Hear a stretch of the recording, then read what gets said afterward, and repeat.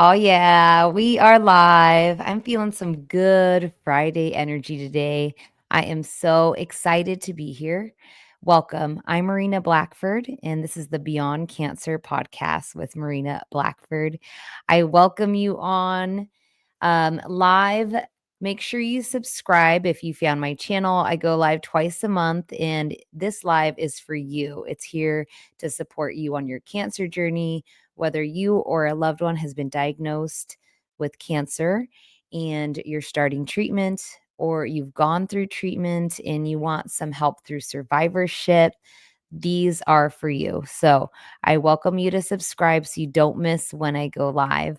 And that is twice a month. So I just love the lives. These are my favorite. I get to connect with people. When you come on the live, I'd love to hear where you're watching from. If you're watching this in playback, feel free to comment. I see all your comments later also. So I really encourage it. This is a great time to connect. So share where you're watching from and how you are doing. Where are you on your journey? First comment is on. We have Crystal, one of my regulars here, and I love seeing regulars. It feels connected to support you guys on your journey and just get updated and hear how you're doing. So Crystal says, "Good morning, Marina." Good morning, Crystal. I'm so happy you're here. Denise says, "Hi from Toronto. Welcome." And Deborah says, that's my mom's name, says, "Indiana here." Thank you guys for commenting. It's a really beautiful day in Arizona, so I'm going to send you some of that. Very lucky to be wearing a short sleeve, although I have to wear a short sleeve because if you didn't see the last two lives, I have an arm cast here. I decided my New Year's goal. This is such a good lesson. I hope you guys learn from me. Let's talk about it. My New Year's goal is to do more strength training. I ran the New York City Marathon last year. I love running. I can probably run 3 miles any day, no problem. But doing a marathon's a big deal. And I did need to train for that. It had been 8 years. So I ran New York City Marathon on behalf of the Young Survival Coalition, a great nonprofit to help young adults through breast cancer. And it went great. So, with that being said, I said, I'm gonna trim way back on my running. I'm okay not running another marathon for a while, and I'm gonna start to strength train more. I am BRCA1 positive, high risk for breast cancer and ovarian, so I had a hysterectomy done. And being postmenopause and having that done, strength training is really important for us women as we get older, especially after menopause, just to keep your bones strong. So, I started that journey at the gym on my own, kind of like working through some workouts I had seen online. And that was fine. But when I went to do a strength training day, I wanted to use a barbell to squat. And I thought I would test a 45-pound one by putting my non dominant hand under and lifting up, and my wrist popped out. It was so painful. It was likely due to a fracture that I have, that I did in that arm many years ago, and the bone didn't heal very well. It healed kind of bent. So, lesson is if you want to do something new, you might need to seek a professional to help you kind of navigate around the gym. I had, had a personal trainer at one time show me around and stuff, but it just didn't work out for me that day. It's okay. I'm going to learn from it. There's lots of other things I can do, and it's just a little setback. I have like less than 2 weeks left in this. It's like driving me nuts. I can take it off to shower. So that's my saving grace. And it has put me in a mindset that I haven't been in for a long time, which is if any of you have had surgeries recently due to lumpectomy, mastectomy, any kind of cancer you're having, surgeries were kind of tough for me. So we can talk about that in a minute. But let me go to your comments. And then I want to share an important update that happened with me this week as a breast cancer survivor. And I really think it could help some of you to know this information. And it has to do with my screening. All right. Let me just go to a comment really quick. Alma's on here. Hi, Alma. Alma is like a super subscriber because she supports my channel by being a member. And I can't thank you enough. It has been hard for me sometimes to show up here because I'm busy in life. And, probably even overanalyzing what I have to give still as a two-time survivor, but, seeing that people care and show up, especially as members, it really means a lot. It keeps me going on here, so thank you. And you get your own special shorts, usually what I'm eating. All right. She says, "Hi, Marina. Happy to report I'm done with my 15 chemo treatments. Yes. I need like poppers for this live." Pull up cheering. And getting ready for a double mastectomy scheduled April 1st. Well, you are in the right place today, Alma. I'm so proud of you for being done with 15 chemo. That is huge. I did like 16 the first time, 15 the second time. I've been there. So, oh man, I'm so happy for you. Double mastectomy is coming up. So this is perfect. I'm going to talk about this a little bit. Surgeries. Okay. I have some videos on the playlist here. I don't know if you found them yet, but there's a playlist for breast surgeries. I'd love for you to go there and just watch like my breast surgery tip video because there might be something that you didn't know about. And then go to my Amazon store that is always being updated with products to help you. So you'll want a wedge pillow if you don't have a recliner at home. Like you'll need that for sleeping and resting upright. Um, Other things like a mastectomy pillow is really nice. It just feels comforting to have that, to have it to bring home from the hospital. That is on there, some stuff like that. The other thing I want to talk about is these physical things that set us back. So, not being able to freely use this arm as much as I want to reminded me of when I had my double mastectomy. The surgery went well. It was very long, a little longer than expected because I had such dense breast tissue and my surgeon needed to make sure she removed it all. So it was a long surgery. Coming out of surgery was typical surgery stuff. You're going to want to drink a lot of water to really flush all that out. Anesthesia, pain stuff. You'll want to do pain management well. I prefer using just a notepad and journal to document day, time I took medications so that I know what I've taken and I can start to, you know, cut back on pain medication and just use ibuprofen until nothing. Um, so a log to keep track of that. And the other thing is to really give yourself grace, prepare yourself for rest, surgery, physical things that set us back. It's a sign of just a moment that your body can heal. I'll tell you that. I have had 9 breast surgeries. I literally counted again this morning because I always forget. I've had 11 surgeries total because of my hysterectomy and C-section, but I have had 9 breast surgeries. And what I can tell you from that experience is that the body is amazing. Greater than you can wrap your head around. It's incredible what our body can do if we allow it to do it. So, I'm going to give you permission if you're somewhere on your journey that's involved surgery, healing, rest is good. I've had to tell myself with this arm, it's been very frustrating. I want to be back doing things. It takes longer to do everything cooking, cleaning. I've been doing very short workouts in the morning at home.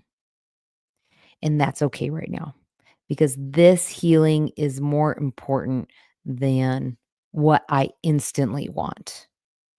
This takes time, and the doctors know the timelines. So trust them when you ask, 2 weeks, 4 weeks, 6 weeks, trust them. And then seek physical therapy either through insurance or doing some exercises at home that are recommended specific to that. And be careful with heavy weights. Don't dive into heavy weights quickly, ever. and and that's my rant about that. Okay. Back to you all. So, what do you guys have to say today? Tell me, and then I'll tell you about my screening I had this week. Crystal is from Toronto. Thanks for reminding me, Crystal. Amazing that so many of you come from outside the United States. So, thank you. Crystal's cheering on Alma. Way to go! One treatment down. I'm so happy for you. All right. Da, da, da, da. Alma says thank you. Deborah. has a question. Let's go to it. Do you still worry slash wonder about aches or pains being something cancerous?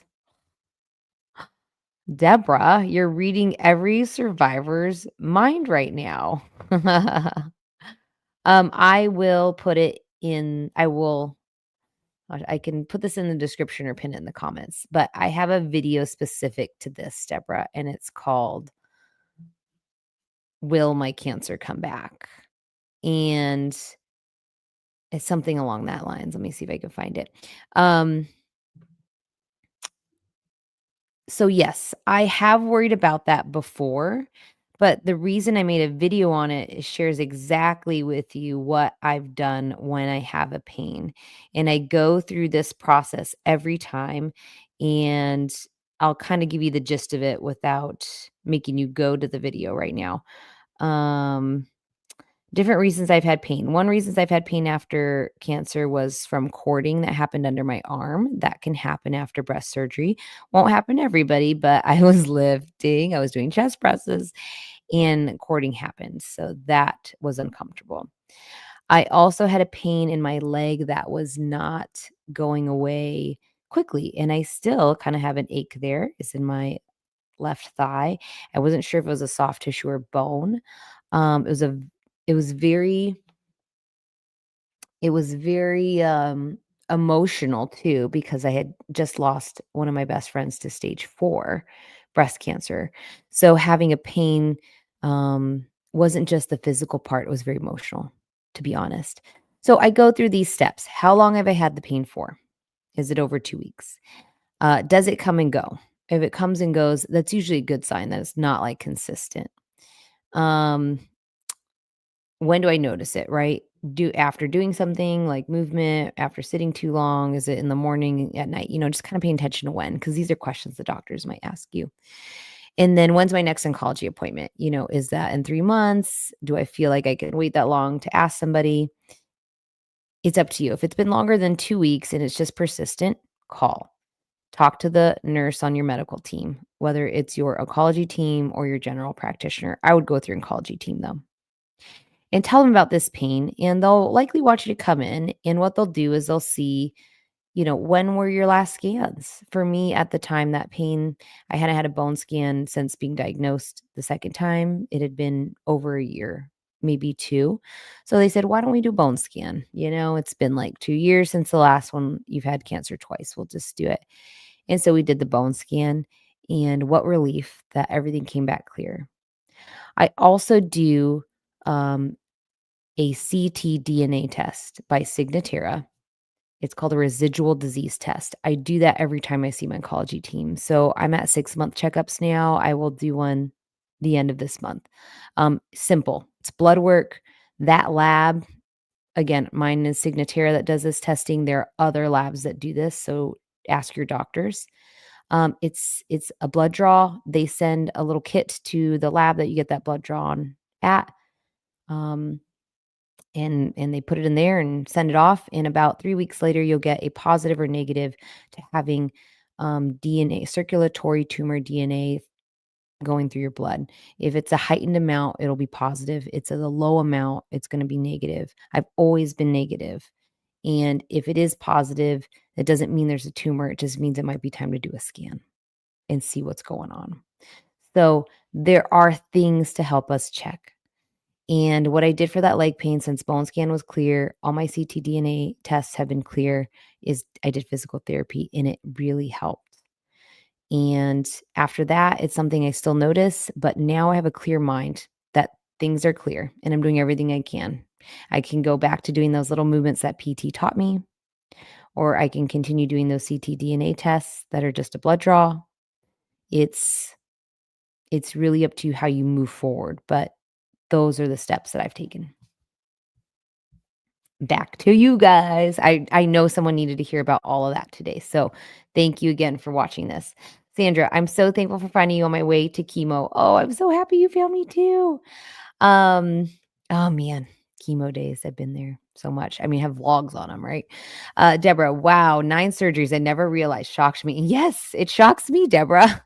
I've had a double mastectomy, breast reconstruction, a lumpectomy after mastectomy that resulted in a staph infection, 3 surgeries to fix the staph infection, including IV antibiotic, then 2 more surgeries to do breast reconstruction after that, do the expander, and then implant exchange, and then cancer again, so lumpectomy after that again.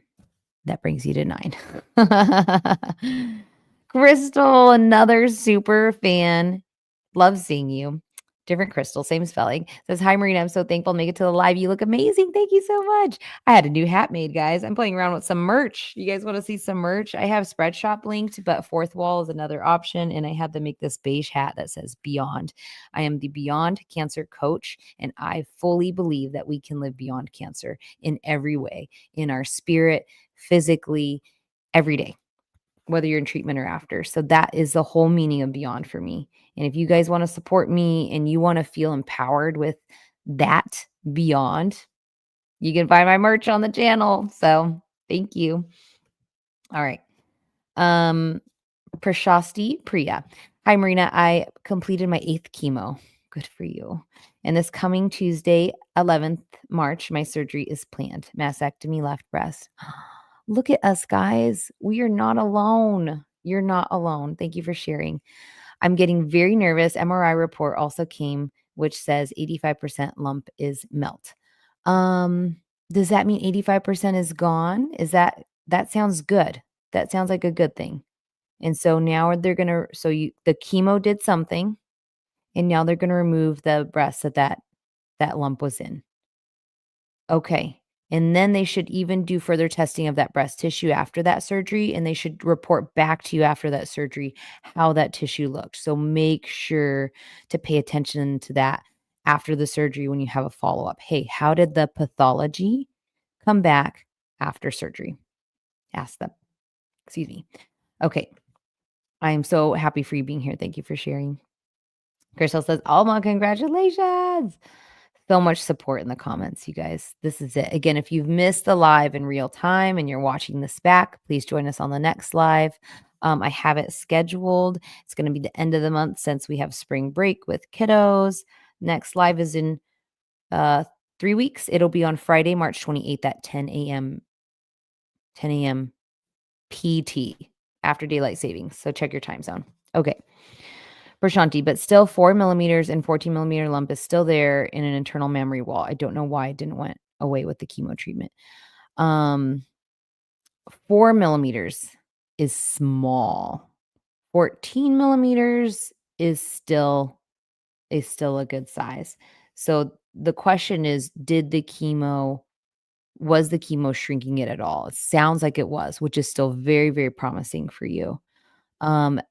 You will likely be on something after surgery, depending how that pathology report comes back. I'm not a doctor. I am not claiming to be a doctor. I am just around a lot of people with breast cancer because I'm a cancer coach. I help women on their journey and after.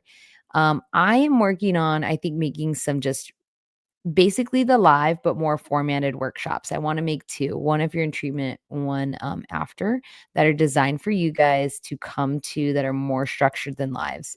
I'm going to be doing that. So again, just follow. I'll keep updating here, Instagram, everywhere.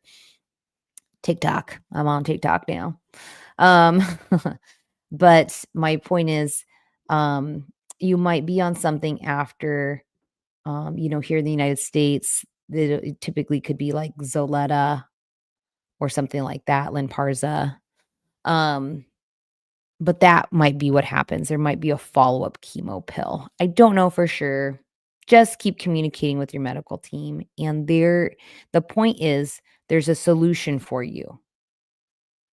Don't worry. There's going to be a next step. You're already in good hands because you've done chemo, you have surgery scheduled. Like you're already in a system that's watching you. So you got to be your advocate during this time and just keep communicating so that we make sure that you complete this, so that you have the best odds of cancer not returning.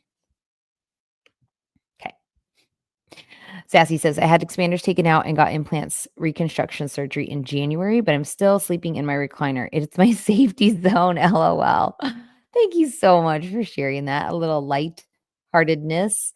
Yes, I remember them even saying I didn't have a recliner. I technically do now because my husband has one, has the couch.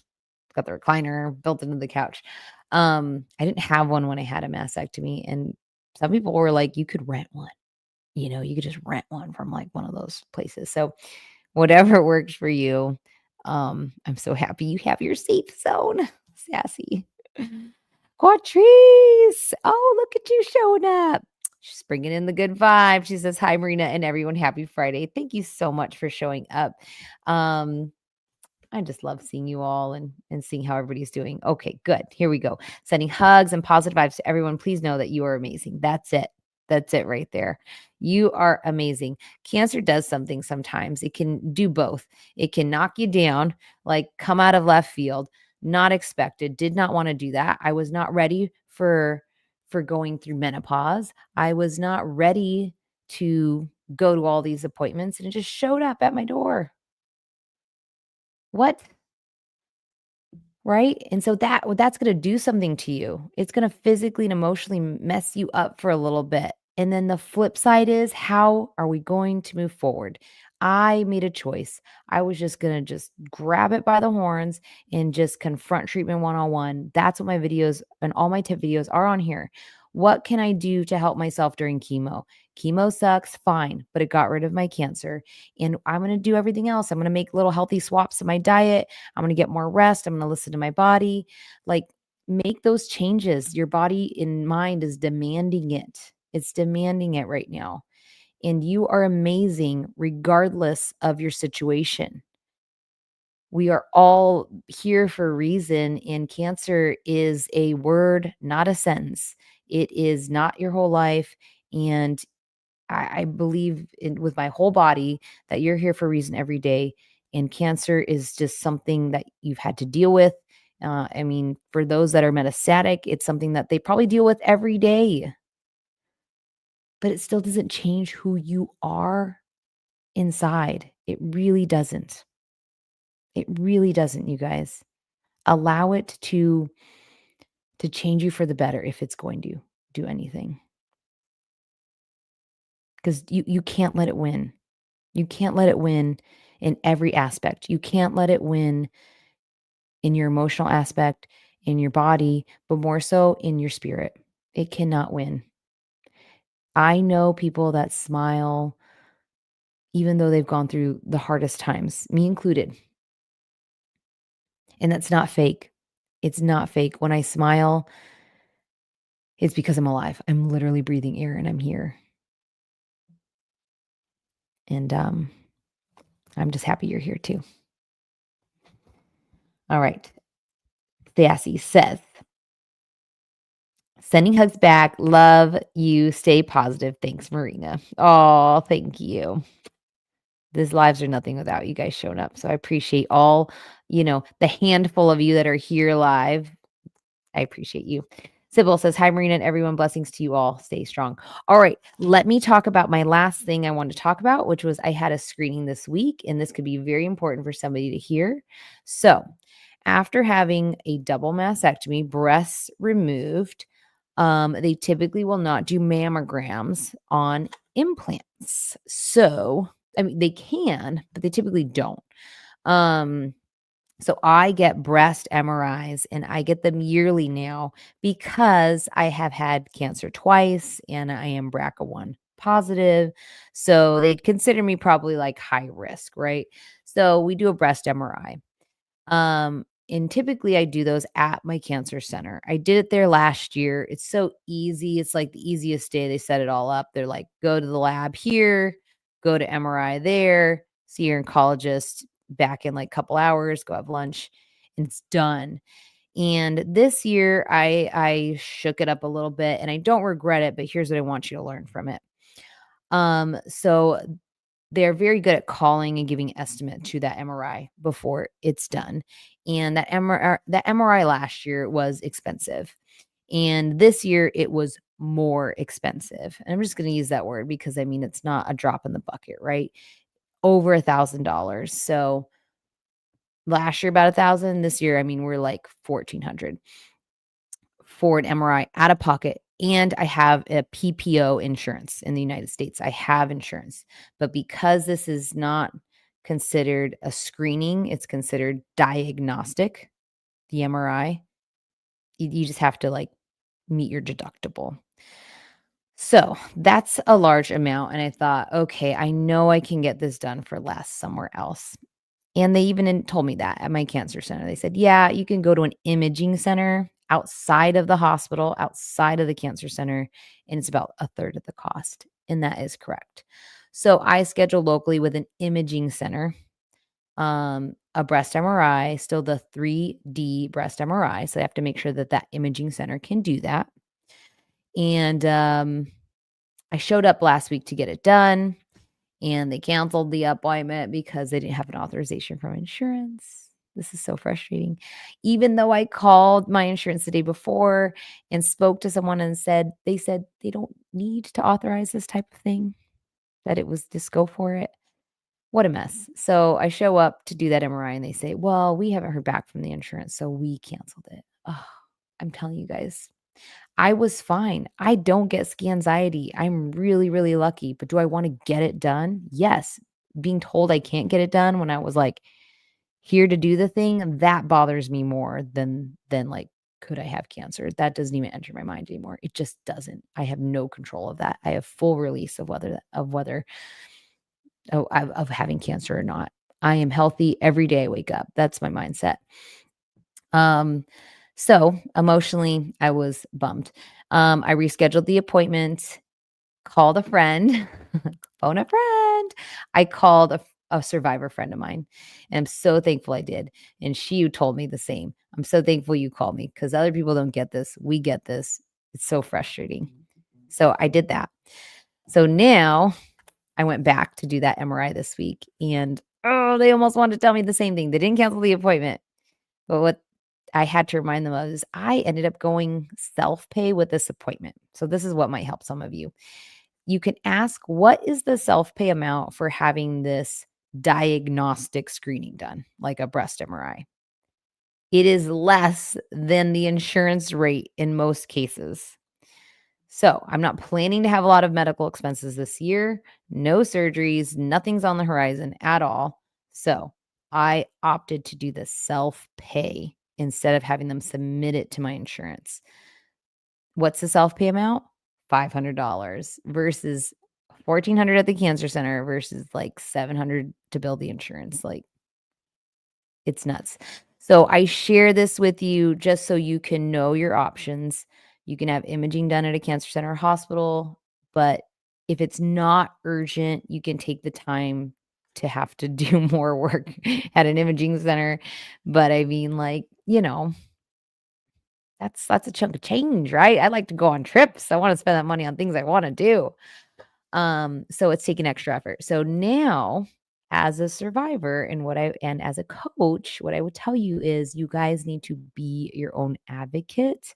I need to follow up with the imaging center and make sure that that report is sent to my oncology team. So that's where you have to do a little more work sometimes when you're going outside of your cancer group.